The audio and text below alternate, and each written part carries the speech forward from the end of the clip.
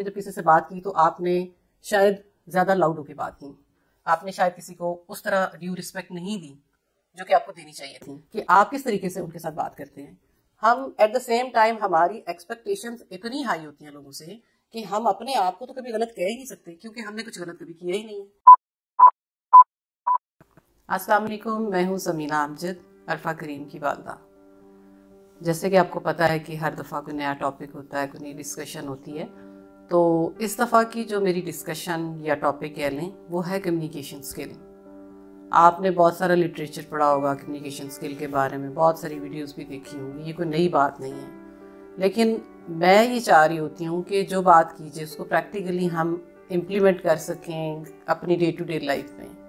अब होता क्या है कि हम देखते हैं कि अगर हम किसी के साथ बात करते हैं तो हम जिन चीज़ों का ख्याल नहीं करते, पहले मैं उनको बयान करना चाहती हूँ। सबसे पहली बात यह है कि आपने जब किसी से बात की तो आपने शायद ज़्यादा लाउड होकर बात की, आपने शायद किसी को उस तरह ड्यू रिस्पेक्ट नहीं दी जो कि आपको देनी चाहिए थी। आपने शायद अपने वर्ड्स का चुनाव ठीक नहीं किया, या आपका वेलकम करने का तरीका ठीक नहीं, या आपका खुदाफिज करने का तरीका ठीक नहीं है। ये सारी वो बातें हैं जिसका हमें ख्याल करना चाहिए। बहुत दफ़ा मैंने नोटिस किया है कि लोग खाना खाते, चाय पीते, इस तरीके से वो बात करते हैं। ये भी कोई अच्छा नहीं समझा जाता। अगर आप खाना खा रहे हैं तो पहले खाना खा लें, भले आप टेलीफोन पे क्यों ना बात करें, लेकिन आप खाना ख़त्म करके बात करें, उसके दरमियान में आप बात ना करें। अगर देखा जाए तो हमारे कम्युनिकेशन में ये चीज़ें मैटर करती हैं बहुत ज़्यादा। और सबसे इम्पॉर्टेंट बात ये होती है कि जब हम किसी के साथ कम्युनिकेट करते हैं तो नॉर्मली ऐसा है कि लोग अपने नॉलेज का या अपनी हैसियत का या अपने मर्तबे का जो है वो रोब डालते हैं, या वो उस तरीके से दूसरों को ड्यू रिस्पेक्ट नहीं देते। वेरस इसमें वो उनकी पर्सनालिटी डाउन हो रही होती है अगर वो फील करें इस चीज़ को कि अगर अल्लाह ताला ने आपको इतनी रिस्पेक्ट दी है, इतना नॉलेज दिया है, तो इसका मतलब तो ये है कि आपको तो बहुत हम्बल होना चाहिए।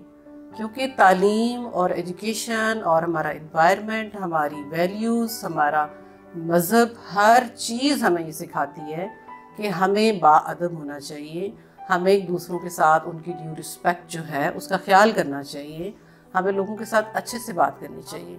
उन चीज़ों को देखें, उन रिलेशंस को देखें, उन लोगों को देखें कि आप किस तरीके से उनके साथ बात करते हैं।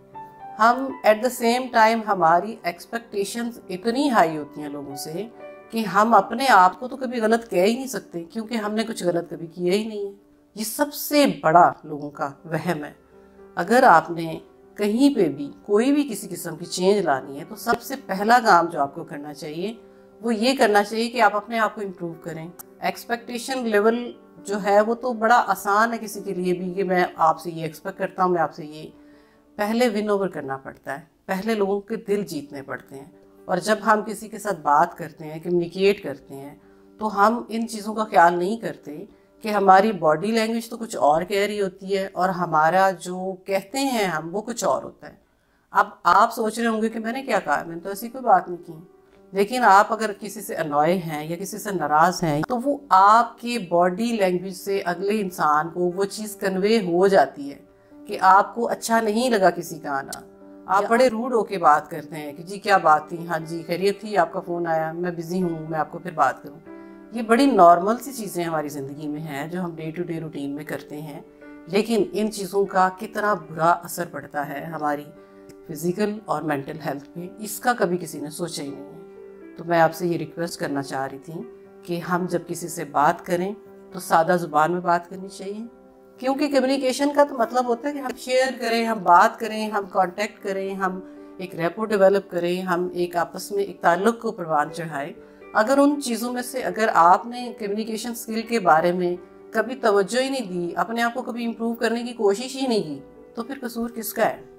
कसूर दूसरे का नहीं है, कसूर आपका खुद का है। कोशिश करें अच्छे अल्फाज हों, कोशिश करें सिंपल तरीके से बात करें।